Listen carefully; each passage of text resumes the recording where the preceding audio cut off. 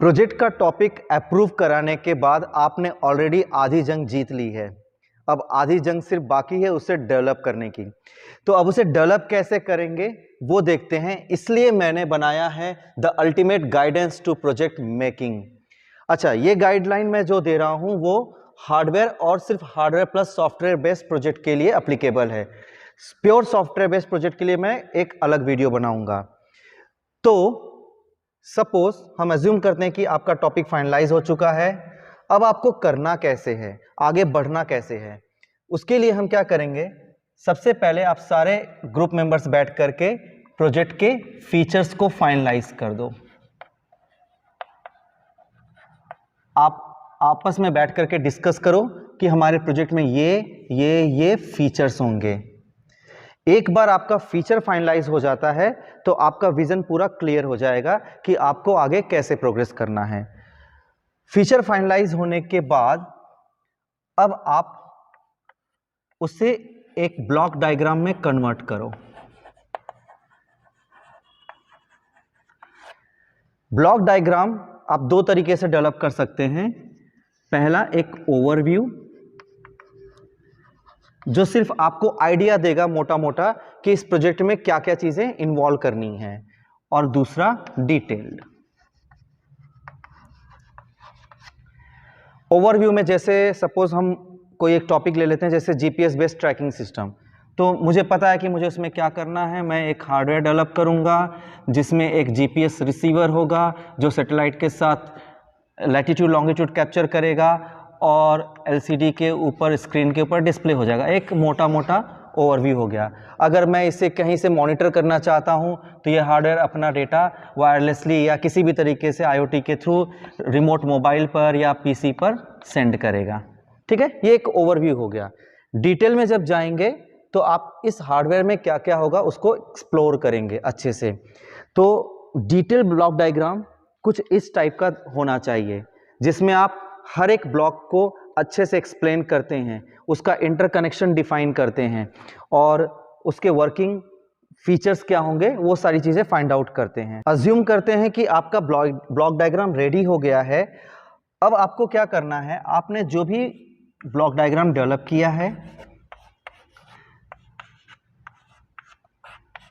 आपके ग्रुप में जितने भी ग्रुप मेंबर्स हैं, आप उन ब्लॉक्स को अलग अलग मेंबर्स के इंटरेस्ट के हिसाब से सब मॉड्यूल्स में डिवाइड कर दो।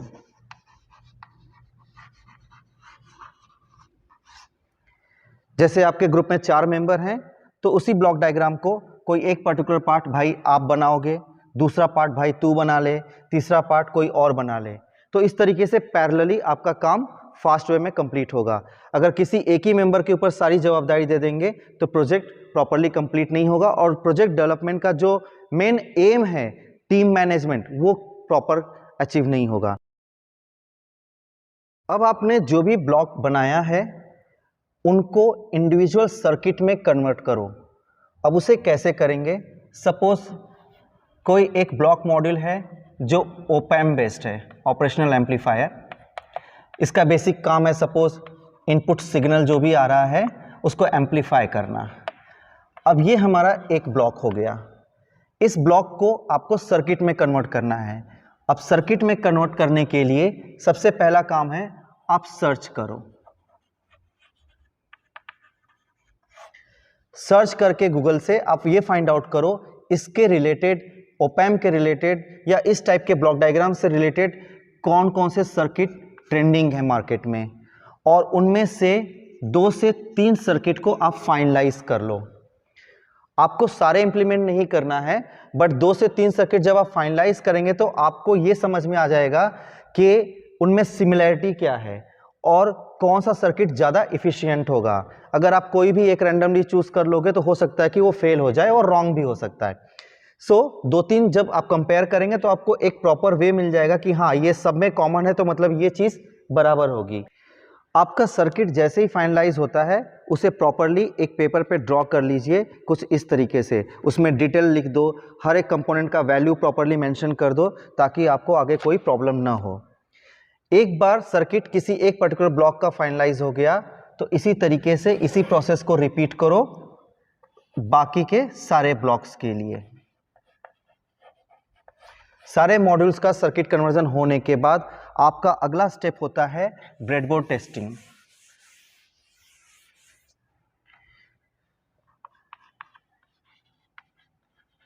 ब्रेडबोर्ड क्या होता है ये मुझे आपको बताने की ज़रूरत नहीं है, आपने ऑलरेडी काफ़ी इस पे प्रैक्टिकल्स परफॉर्म किए होंगे। ब्रेडबोर्ड के ऊपर आप सारे कंपोनेंट्स को माउंट करके जब देखोगे उसमें कुछ इशू या एरर आ रहा है तो आप उसे आसानी से सॉल्व कर सकते हैं। नाउ यहाँ पर कई बार स्टूडेंट्स क्या करते हैं, इस स्टेप को अवॉइड करने की कोशिश करते हैं और डायरेक्टली पीसीबी डिज़ाइन करने की कोशिश करते हैं या फिर रेडीमेड कुछ बोर्ड्स मार्केट में जो अवेलेबल होते हैं उन्हें यूज़ करते हैं। बट मेरा प्रेफरेंस है कि आप ब्रेडबोर्ड का स्टेप स्किप मत करो। ब्रेडबोर्ड का स्टेप आपको एक प्रॉपर नॉलेज देता है, आपको कॉन्फिडेंस देता है और आप वाइवा के समय कॉन्फिडेंटली कह पाएंगे कि आपने इन सर्किट्स को टेस्ट किया है, खुद से टेस्ट किया है। ठीक है, तो ब्रेडबोर्ड के ऊपर इंप्लीमेंट करने के बाद आप सर्किट को टेस्ट कर लो और उसे फाइनलाइज कर लो। सर्किट फाइनलाइज होने के बाद आपका अगला स्टेप जो आता है, बहुत सारे स्टूडेंट्स को लगता है कि ये अननेसेसरी है, हमें करने की ज़रूरत नहीं है, बट आई विल प्रेफर कि आप डेफिनेटली करें, that is PCB designing. PCB stands for printed circuit boards. हमारे पास सर्किट है यहाँ पर, अब हमें उसे पीसीबी में कन्वर्ट करना है। पीसीबी डिज़ाइन करने के लिए आप कोई भी commercially available PCB designing software use कर सकते हैं। मेरा प्रेफरेंस है कि आप ईगल सॉफ्टवेयर यूज़ करो। ये काफ़ी इजी टू यूज़ है, यूज़र फ्रेंडली है और आप अगर ध्यान से 1 घंटे का टाइम देंगे तो आप उसमें पूरा आराम से सीख जाएंगे। इसके ऊपर डिटेल में एक वीडियो मैं बाद में बनाऊंगा जिसे आप देख सकते हैं। सो ईगल के ऊपर आप पीसीबी को डिज़ाइन कीजिए। पीसीबी डिज़ाइन करते समय पहले सर्किट इनपुट करना होगा उसमें एंड उसके बाद उसका लेआउट डिज़ाइन होगा। अब ये जो लेआउट है इसका पीसीबी कन्वर्जन होगा। लेआउट से पीसीबी कन्वर्ट करने के लिए या हार्ड कॉपी पीसीबी बनाने के लिए, हार्ड कॉपी पीसीबी कुछ ऐसा दिखाई देता है। ठीक है, पीसीबी आपका सिंगल साइडेड भी हो सकता है या डबल साइडेड भी हो सकता है। पीसीबी को प्रिंट करने के लिए अब आपके पास 2 ऑप्शन है, या तो आप खुद से प्रिंट करो। आप सेल्फ प्रिंट अगर करते हैं तो सिर्फ सिंगल साइडेड पीसीबी ही कर पाएंगे, बट ये एक टाइम कंज्यूमिंग और अननेसेसरी वर्क है जो आप प्रॉपरली इजीली अचीव नहीं कर सकते हैं, तो मैं अवॉइड करूंगा कि आप ये पार्ट खुद से मत करें। पीसीबी को आप आउटसोर्स करके बाहर से प्रिंट करा सकते हैं। आप इसे लोकली भी प्रिंट करा सकते हैं, आपके आसपास बहुत सारे लोग मिल जाएंगे लोकली प्रिंट करने के लिए, या फिर मैं आपको एक रेफरेंस बताता हूं, आप ऑनलाइन प्रिंटिंग के लिए जाइए। ऑनलाइन एक कंपनी है जिसकी सर्विस काफ़ी अच्छी है, वो आपको 1 हफ्ते के विदिन पीसीबी प्रिंट करके दे देते हैं, आपके डोर स्टेप पे एज अ कुरियर मिल जाएगा और आपको लेआउट भी आपको ऑनलाइन ही सबमिट करना होगा। उसका नाम है पीसीबी पावर। आप गूगल पे पीसीबी पावर करके सर्च कीजिए, उनका रिव्यू देखिए, आपको डिटेल में सारी इंफॉर्मेशन मिल जाएंगी। नाउ पीसीबी जब बन के आपके पास आ जाता है तो अगला स्टेप हमारा होता है कि उसे असेंबल करना। हम उसे कहते हैं सोल्डरिंग और असेंबलिंग भी आप कह सकते हो।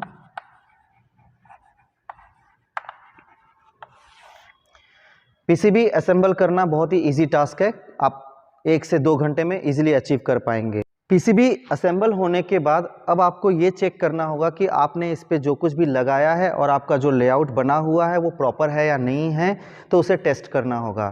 तो आपने जो भी सर्किट बनाया था उसमें इनपुट आउटपुट जो भी डिसाइड किया था वो आप इसमें डाल करके देखिए।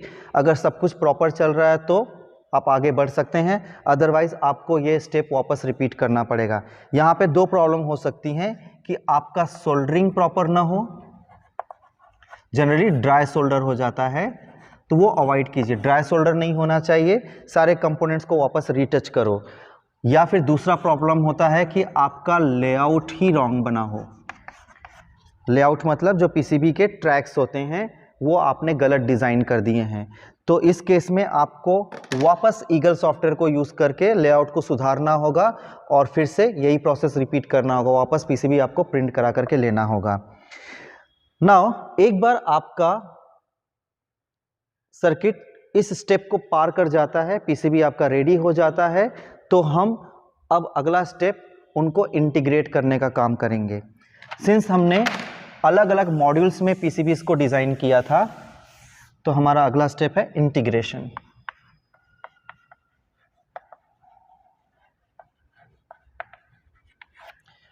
इंटीग्रेशन का मतलब ये हो गया कि सपोज एक मॉड्यूल ये है, दूसरा मॉड्यूल और तीसरा मॉड्यूल, ये ऑलरेडी टेस्ट हो चुका है, कंप्लीट पीसीबी है। इन सारे मॉड्यूल्स को एक दूसरे के साथ इंटरकनेक्ट करना, जो भी आपने फीचर्स डिसाइड किया था बेस्ड अपॉन दैट, और इंटरकनेक्ट करने के लिए आप बेसिकली वायर्स यूज करेंगे। ठीक है, इंटरकनेक्ट करने के बाद आप एक बार वापस फाइनल टेस्ट कर लो कि सब बराबर चल रहा है या नहीं चल रहा है। और इन सारे पीसीबीज को आपको एक शीट पे माउंट करना चाहिए। तो हम यहाँ पे जनरली प्रेफर करते हैं कि आप एक्रेलिक का कोई भी एक कॉमन शीट ले लो और उसके ऊपर आप अपने पीसीबीज को ड्रिल करके माउंट कर दो, ताकि सारा का सारा बोर्ड रिजिड हो जाए और आप शीट को ही उठा करके कहीं भी यहाँ से वहाँ कैरी कर सकें। शीट पे माउंट करने के बाद पीसीबी आपका या प्रोजेक्ट आपका कुछ इस टाइप का दिखाई देगा। माउंट करने के लिए हमने यहाँ पे स्टड्स यूज़ किया है, जिससे आप एक हाइट मेंटेन कर सकते हैं और इंटरकनेक्शन करके सारे यूनिट्स को कंबाइन कर सकते हैं। तो इस स्टेज तक आपका कंप्लीट हार्डवेयर रेडी हो चुका है, जो ऑलरेडी टेस्टेड भी है।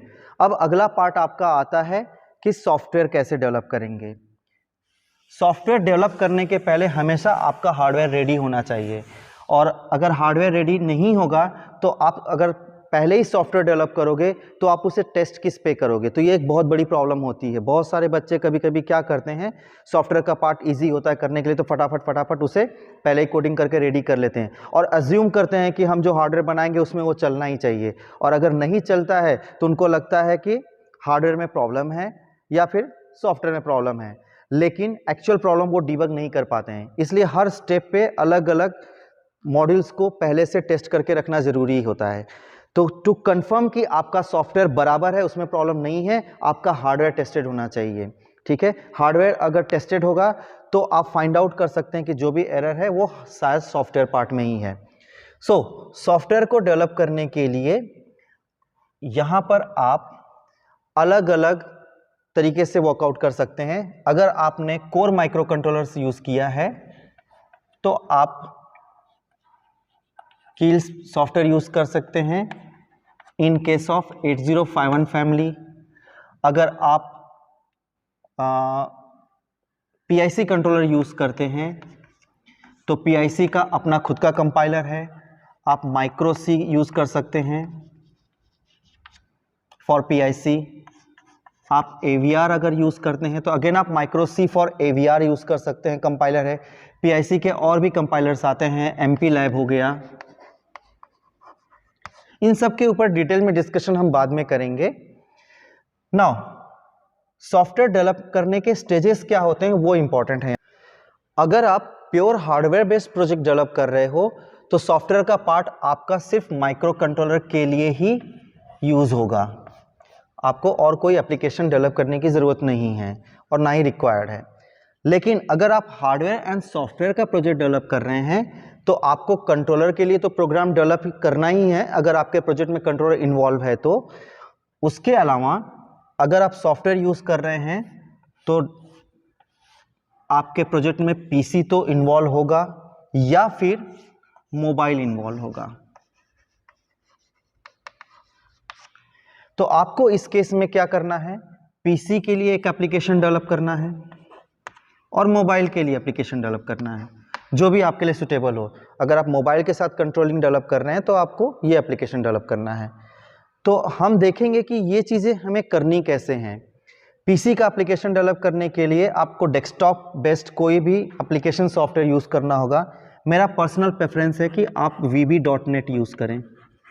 VB.NET के थ्रू आप कोई भी डेस्कटॉप बेस्ड एक प्रॉपर एप्लीकेशन डेवलप करके उसके साथ हार्डवेयर पोर्ट को कंट्रोल करके कम्युनिकेशन कर सकते हैं। ठीक है, मोबाइल बेस्ड एप्लीकेशन डेवलप करने के लिए हम जनरली एंड्रॉयड स्टूडियो प्रेफर करते हैं।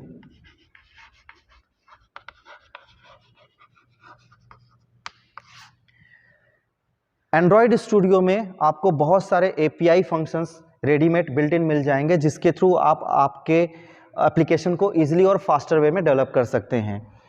नाउ सॉफ्टवेयर डेवलप करने का लाइफ साइकिल बेसिकली क्या होगा, एक मैं आपको छोटा सा ओवरव्यू देता हूं। आपको करना क्या क्या चाहिए।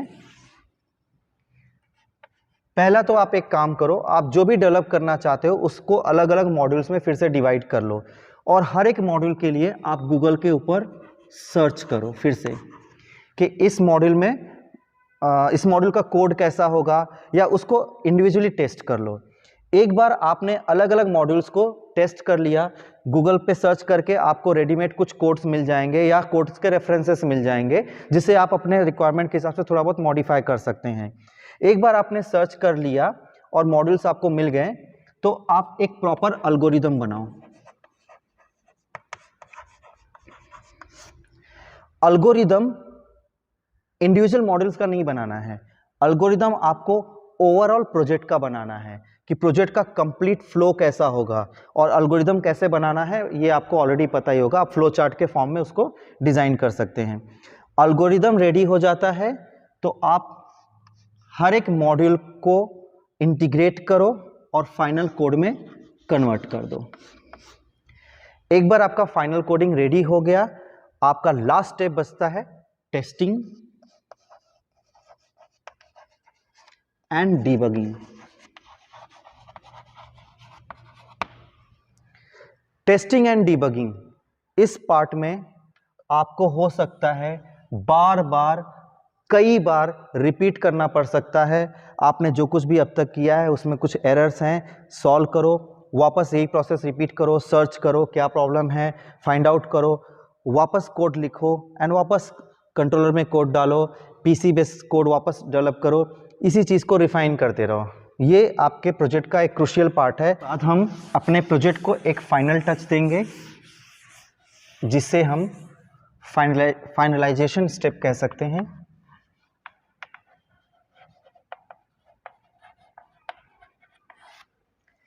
इसमें आप अपने कोड को या कंप्लीट प्रोजेक्ट को रन करके देखते हो और फाइंड आउट करते हो कि उसे किस तरीके से ऑप्टिमाइज किया जा सकता है। ऑप्टिमाइजेशन करना बहुत ही इंपॉर्टेंट पार्ट है। आपके टीचर्स बेसिकली एक्सटर्नल आपको पूछेगा कि आपने जो भी डेवलप किया है उसे और इम्प्रूव कैसे कर सकते हो या कैसे किया आपने, तो ऑप्टिमाइजेशन पे आप ध्यान देना। दूसरा, आपको ये फाइंड आउट करना है कि आपके प्रोजेक्ट का लिमिटेशंस क्या है। जैसे कि अगर आप वायरलेस कम्युनिकेशन कर रहे हो तो वायरलेस का कमांड एक लोकेशन से दूसरे लोकेशन पे जाने में कितना टाइम ले रहा है, टाइम कंज्यूमिंग है या इंस्टेंटेनियसली हो रहा है, वॉटेवर उसका स्पीड क्या है, ये सारी चीज़ों को मेज़र करो, फाइंड आउट करो और लिमिटेशंस आइडेंटिफाई करो। लिमिटेशंस को अगर आप ओवरकम कर सकते हो तो इन्हें ओवरकम करने की कोशिश करो, और अगर आप ओवरकम नहीं कर सकते हो तो आप उन्हें लिस्ट बना करके अपने रिपोर्ट में ऐड करो कि हमारे प्रोजेक्ट का ये लिमिटेशंस हैं। साथ में आपको ये भी फाइंड आउट करना होगा कि हम इसमें और क्या टेक्नोलॉजी ऐड कर सकते हैं, जिसे हम कहते हैं एडवांसमेंट, या फिर सिंपल टर्म्स में आप कह सकते हो फ्यूचर मॉडिफिकेशंस।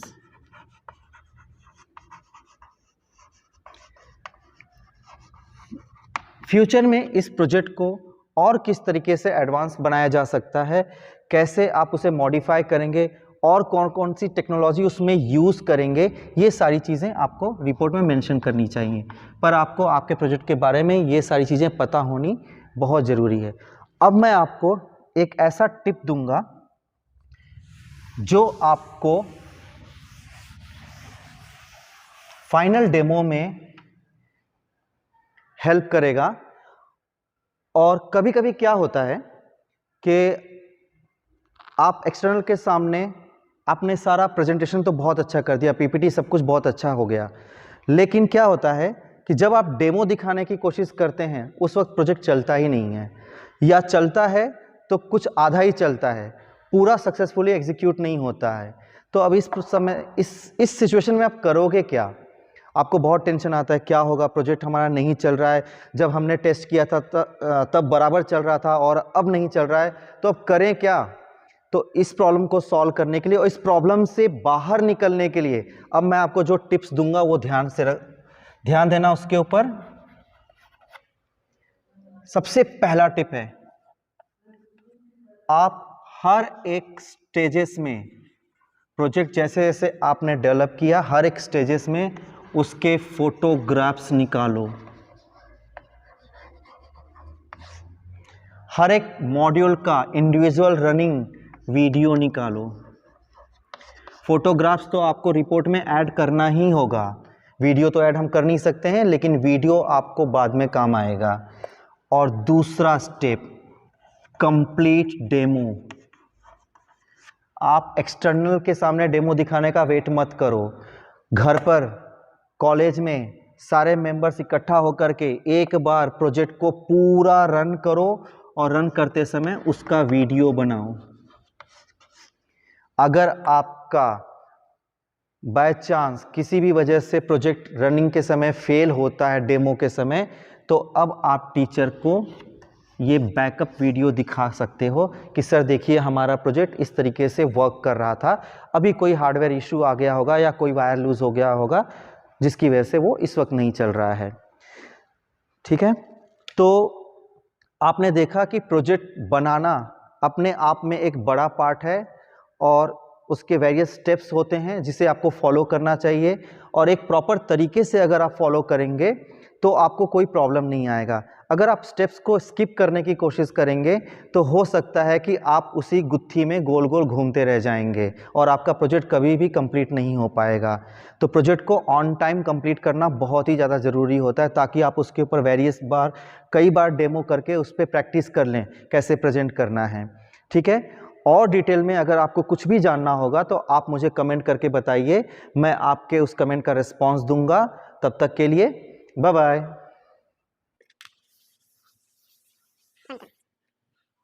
हे, ऐसे ही ढेर सारे प्रोजेक्ट आइडियाज़ और कॉन्सेप्ट के लिए आप हमारी वेबसाइट logicinsight.net पर विजिट कर सकते हैं। वहां आपको आपके पसंद के किसी भी टॉपिक पे डिटेल्स मिल जाएंगे, और अगर नहीं है तो कमेंट में बताइए। अगला वीडियो सिर्फ आपके लिए ही होगा। तब तक के लिए all the best, bye bye.